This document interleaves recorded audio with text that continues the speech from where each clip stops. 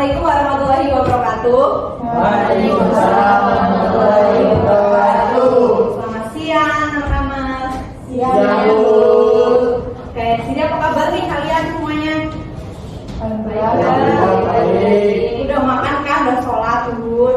Sudah. Sip. Siapa sih yang nggak berangkat sini? Kelas tuh udah berapa ya? Berapa murid? Lupa saya di sini. Kelas B. 12. 12 siswa ya, yang berangkat berapa orang?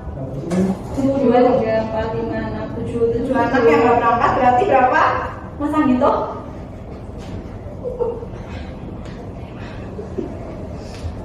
5. Siapa aja ya?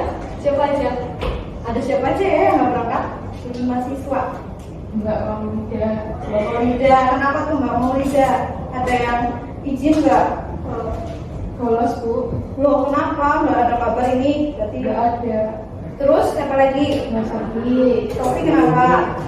Bolos juga, Bu. Bolos. Terus ada lagi? Mas Riki. Rifki kenapa? Bolos juga, Bu. Loh, ini satu geng ya?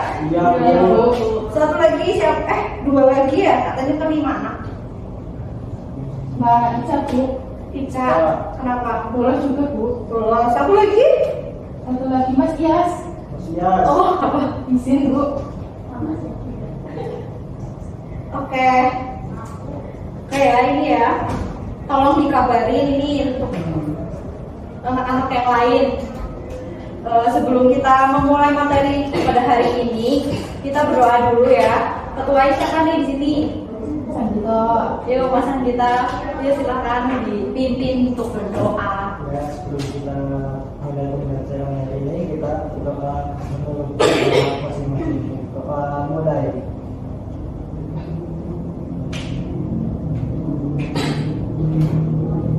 Nah, selesai. Makasih ya Mas Andito. Ya, sama-sama. Sekarang kita belajar apa ya? Kemarin ada ingat nggak kita belajar apa? Apa ada yang ingat Mbak Widya? Desa. Iya betul, betul. Kemarin berarti ini Mbak Widya belajar. Yang lainnya enggak nih, pasti nggak ingat. Sekarang kita belajar kota ya teman-teman. Maksud saya anak-anak. Belajar kota ya. Jadi di sini kita akan membahas pola peruangan kota dan ciri-cirinya.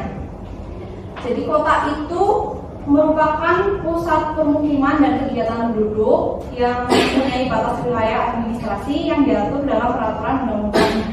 Jadi apapun yang ada di kota ini tuh pasti selalu diatur sama pemerintah ya. Sedangkan di desa itu kemarin gimana ya? Itu menurut kesepakatan masyarakat gitu. Ada aturan pemerintah tapi juga mengikuti aturan masyarakat ya kan? Tuh. Ya, Bu. Terus kita ada ciri-ciri peruangan kota ya. Jadi ciri-ciri peruangan kota itu ada beberapa. Yang pertama itu terdapat pusat kegiatan utama yang nanti dikelilingi oleh zona-zona lain dan dengan fungsi yang berbeda-beda. Nah, pusat ini tuh biasanya disebut dengan istilah kayak daerah pusat kegiatan (DPK) atau Central Business District atau CBD. Nah, DPK ini tuh merupakan pusat ekonomi, pemerintah dan kebudayaan kota ya, anak-anak. Lalu yang kedua itu ada semakin jauh dari pusat kota, maka semakin rendah intensitas kegiatannya. Kenapa sih semakin jauh dari pusat kota maka semakin rendah intensitas kegiatannya? Itu tuh disebabkan oleh faktor aksesibilitas dan ketersediaan lahan. Nah, di pusat kota ini lahan lebih terbatas dan aksesibilitas lebih tinggi, sehingga cocok untuk kegiatan yang membutuhkan interaksi yang tinggi. Itu terus terdapat zona-zona transisi yang memisahkan antara zona-zona dengan fungsi yang berbeda. Nah, zona transisi ini biasanya berupa zona ruang terbuka hijau, kawasan perumahan, atau kawasan industri ringan. Dan yang terakhir itu ada pola peruangan kota dapat berubah seiring dengan waktu. Hal ini juga disebabkan oleh faktor-faktor seperti perubahan teknologi, pertumbuhan penduduk, dan perubahan kebijakan pemerintah. Nah, selanjutnya ada pola perubahan kota itu menurut beberapa teori ya, teman-teman, ya anak-anak. Itu ada teori yang pertama konsentris, yang kedua ada teori sektoral, yang ketiga ada teori inti ganda, yang keempat ada teori poros, dan yang terakhir ada teori historis. Nanti di sini Ibu akan melihatkan kalian pola perubahan kota dan ciri fisiknya. Bisa dipahami, bisa dilihat, direnungkan, diingat. Iya teman-teman. Mau minta tolong ya, Mas Anito. Tolong nyalain ini LCD-nya.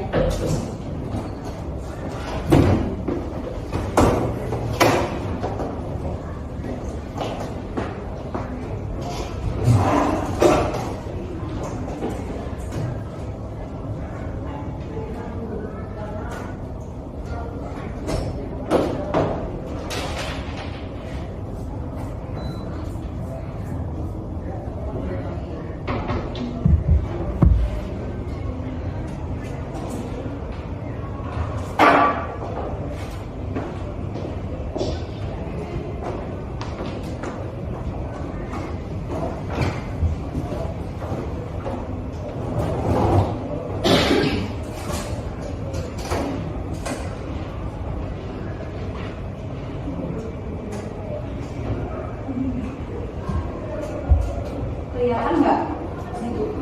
Layarnya kuning nggak?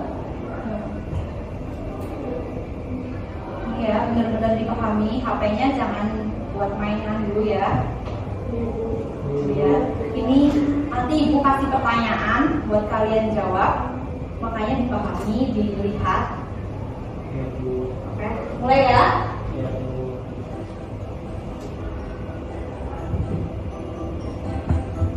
Suasana seperti ini hanya bisa kami jumpai di kota, bukan? Ya, suatu sistem jaringan kehidupan manusia yang ditandai dengan kepadatan penduduk yang tinggi, strata sosial ekonomi yang heterogen, dan kehidupan material bisnis inilah yang disebut dengan kota. Dari pengertian tersebut, daerah tempat tinggalmu sekarang disebut kota, bukan? Ternyata kota itu memiliki ciri-ciri loh. Yuk kita pelajari bersama. Saat pertama kali kamu memasuki kawasan perkotaan, pasti kamu akan menemukan gedung pemerintahan.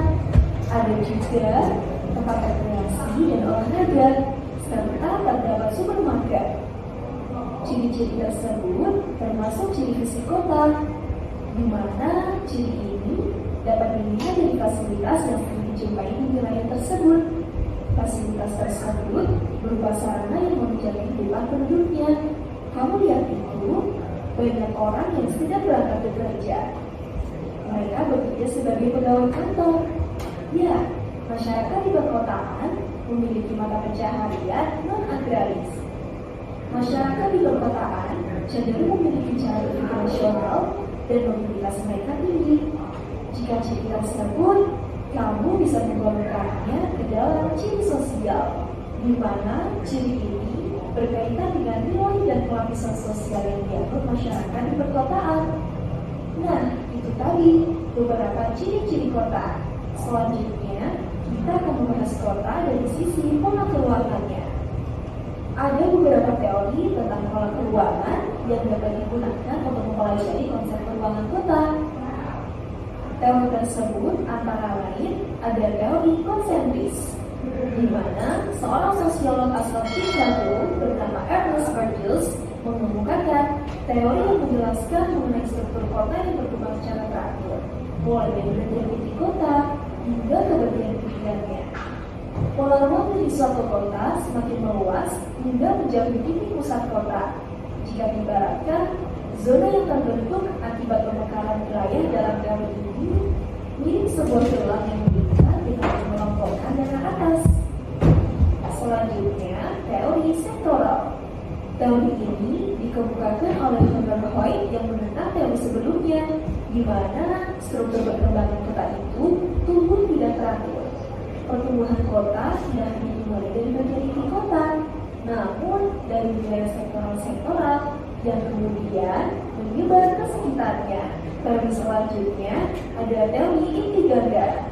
Teori inti ganda dikembangkan pertama kali oleh C.D. Harris dan V.L. Ullman, di mana teori ini merupakan inti atau pusat dari suatu kota dan berada di pusat atau tengah kota tersebut, namun beberapa inti yang terpisah.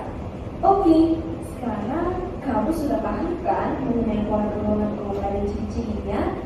Semoga bermanfaat ya. Sampai jumpa.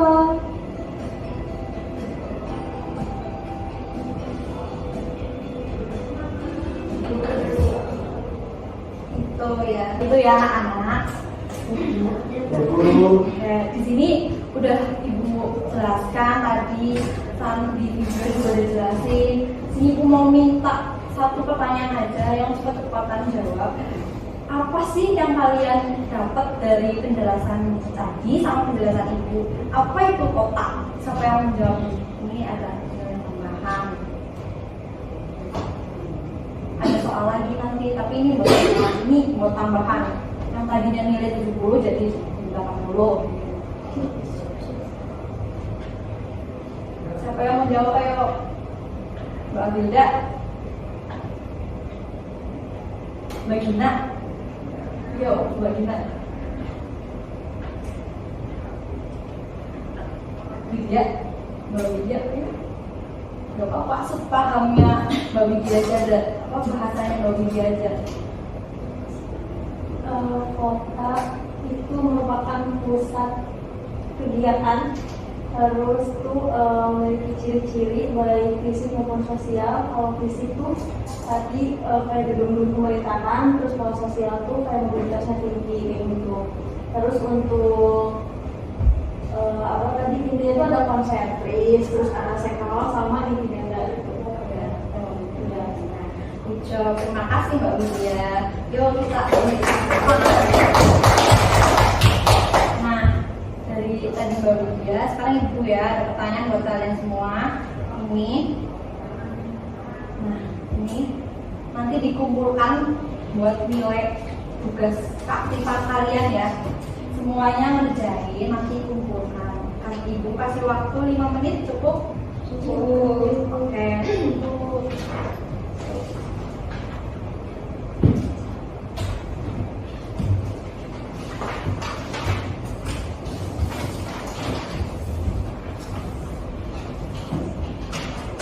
Sampai jam 3.12 ya. Ini ada jam.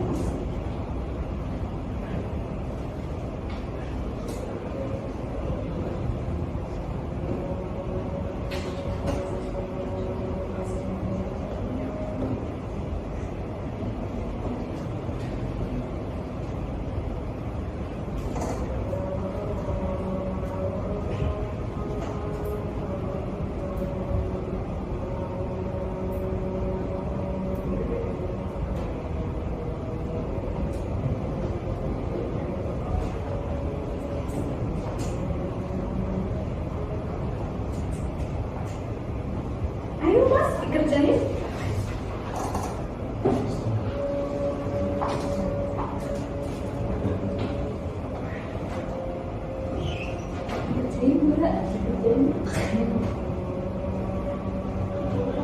Oh iya, maaf ya. Kalau ada yang nggak paham, tanya ya.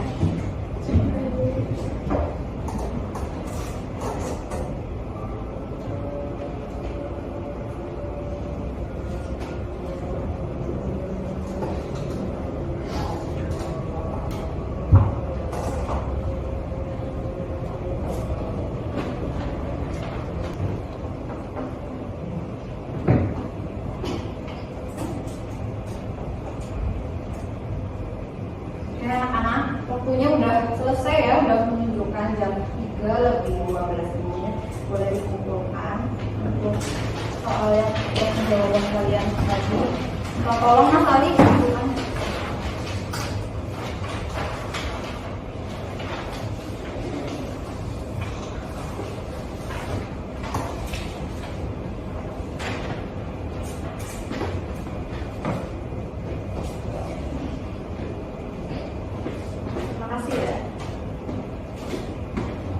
Oke, mungkin untuk gitu dulu ya materi pada hari ini. Selanjutnya kita akan membahas tentang tata surya ya anak-anak.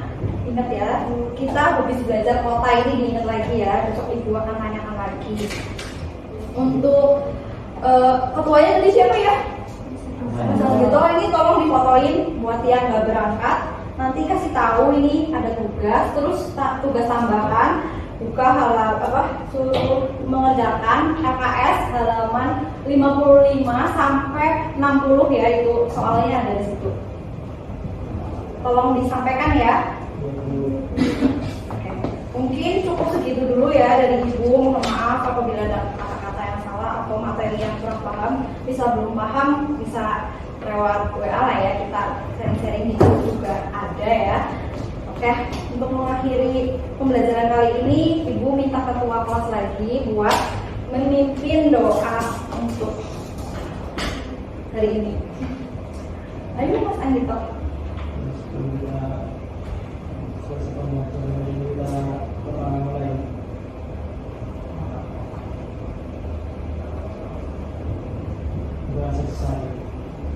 Oke, terima kasih ya anak-anak. Sekarang langsung pulang ya? Atau ada mata pelajaran lagi? Pulang. Oke. Sore. Hati-hati di jalan ya. Pelan-pelan naik motornya. Kalau mau sholat asar dulu, oke?